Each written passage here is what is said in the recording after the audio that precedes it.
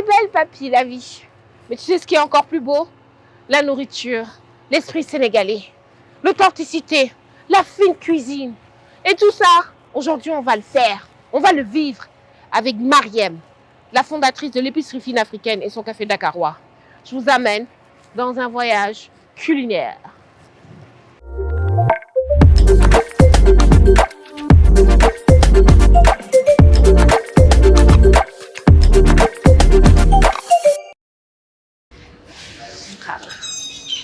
Hello, Mariem. Ça va? Bah, je te fais la bise. Hein? Ici, c'est chez moi. On n'a pas besoin de présenter. Non. Hein, on est À l'épicerie fine africaine et au café Dakar. ah, parce qu'on en parlera. Oui. Tu tiens beaucoup à l'épicerie fine africaine. Pourquoi c'est ton bébé? Oui, c'est mon premier bébé. Pourquoi? Qu'est-ce qui s'est passé? Pourquoi tu nous fais visiter, hein? Oui, je te fais visiter.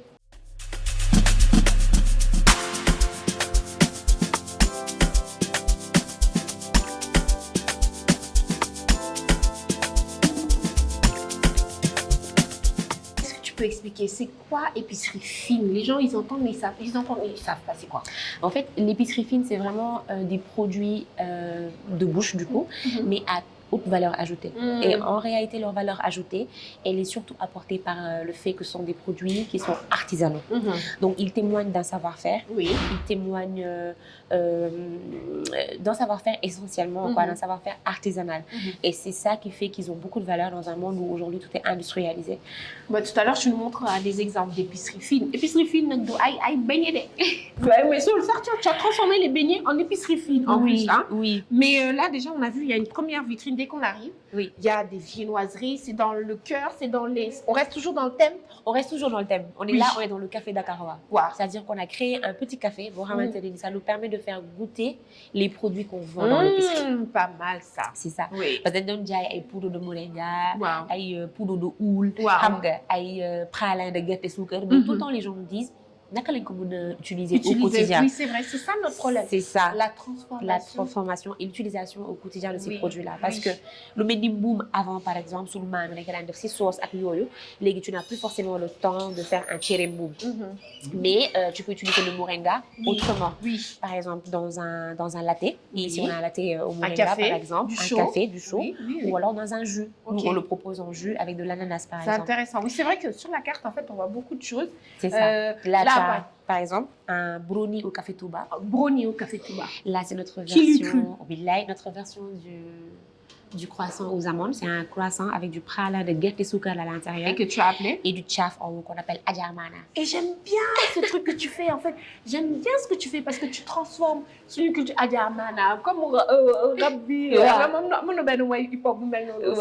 et tout ça. Et tu l'as intégré. C'est ça. L'intégration, pour toi, c'est super important. C'est super important parce qu'on est un lieu culturel, on est un tiers-lieu. C'est pas seulement un café, c'est un café artistique.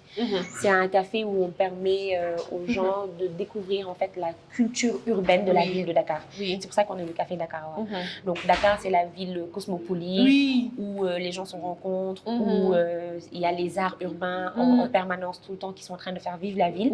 Et c'est l'esprit qu'on essaie vraiment d'insérer à ce café. Là, en fait, là, on est du côté de Youssou. Là, on est du côté de Youssou, qui est notre mixologiste. Ça va, Youssou?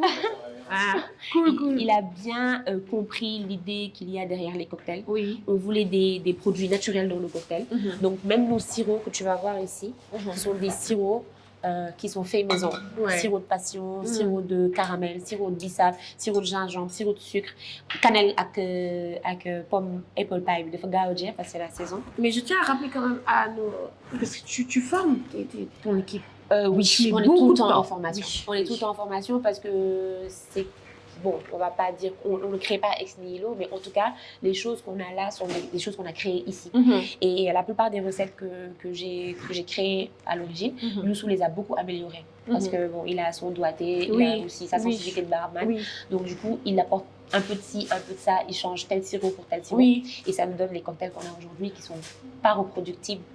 Pour l'instant. Bon, pour le moment, oui. Et j'espère que vous ferez les seuls. Bon, tu es niché aux Almadies. Encore une fois, est-ce que tu penses que par rapport à ce que tu vends, et quand je dis c'est littéralement vendre, et par rapport à ce que tu incarnes, est-ce que ça peut être un frein? Le fait que je sois... Aux Almadies? Du Roukhé, oui. Oui. Ça l'a été pendant longtemps. Parce que voilà, j'ai vu comment on est un peu enclavé, et puis les Almadies, c'est loin. Oui. Pour tout le monde, dès que tu dis Almadies, il faut sortir. Donc ça a été un frein. Mais aujourd'hui, avec les réseaux sociaux, d'arrêt sortir tout. Tu vois, nous, on est sur Instagram, on est sur Facebook et on essaie vraiment de tout le temps booster notre présence, montrer ce qu'on fait au quotidien parce qu'aujourd'hui, c'est ce qui vend. Oui. Quand il s'agit juste de la nourriture, de vendre de la nourriture, tout le monde vend de la nourriture, tout le monde vend du café. Il y a de très beaux cafés à Dakar. Oui. Mais si tu veux vendre tes valeurs, ce que tu proposes vendre de ta plus, culture. ta culture d'entreprise, c'est sur les réseaux que ça se passe. Mais on a une communauté magnifique qui interagit avec nous tout le temps, donc ça nous encourage en fait. Oui.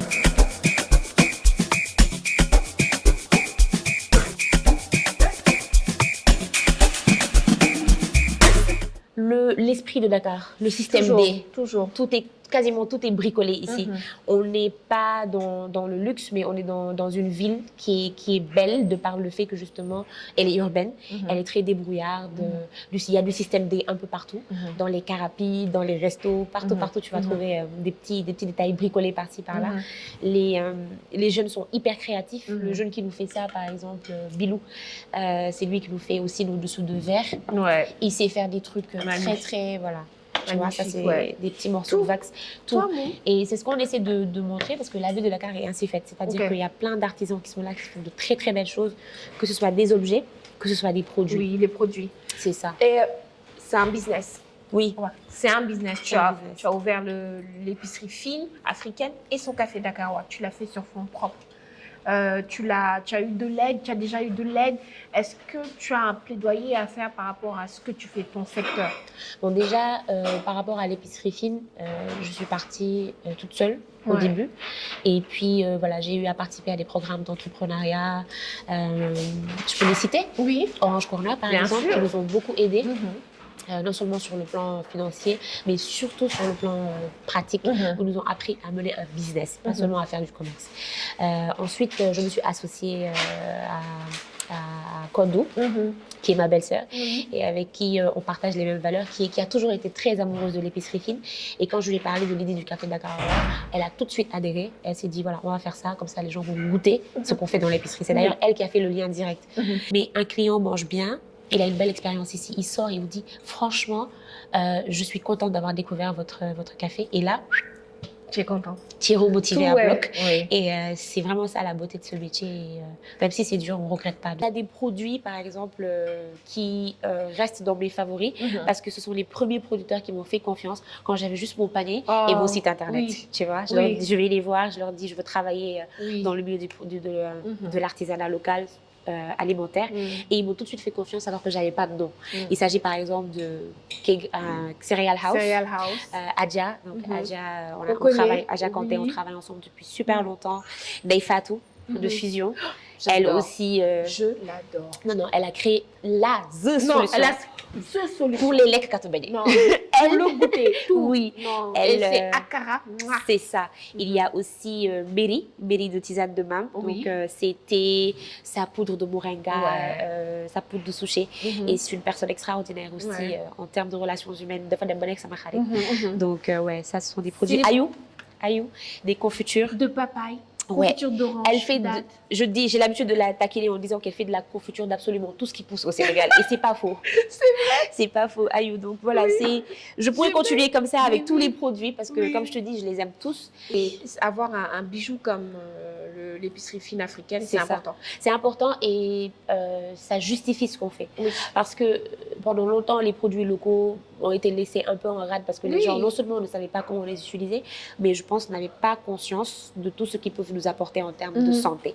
Quasiment, la plupart en tout cas des produits africains sont des alicaments, que ce soit les céréales, Boumbini, Moringa, le boui, le houle, le solom.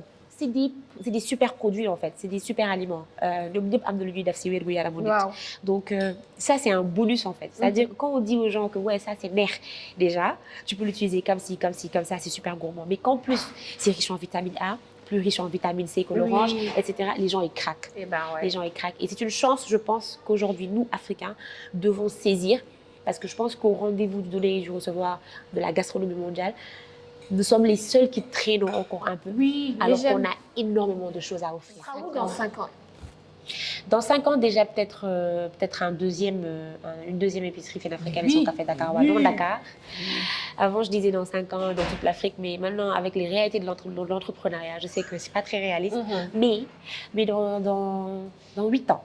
Dans 8 ans, peut-être 2, 3, 4, 5 épiceries fines africaines et son café Dakarois en Afrique, dans la sous-région africaine. Je crois que ça va arriver. Je suis sûre que tu peux le faire. Je suis sûre que tu peux le faire. Ils le méritent, les producteurs, puisque c'est grâce à eux qu'on est là aujourd'hui. Ça nous a fait super plaisir de te retrouver ici. Plaisir partagé. C'est chez nous, mais chaque jour tu l'animes, chaque jour tu crées quelque chose. Et à vous tous qui êtes dans votre coin, qui cherchez un endroit cosy où être, l'épicerie fine africaine et son café Dakarois, c'est fait pour vous. Merci Marem. Merci à toi, Nilou. Merci beaucoup.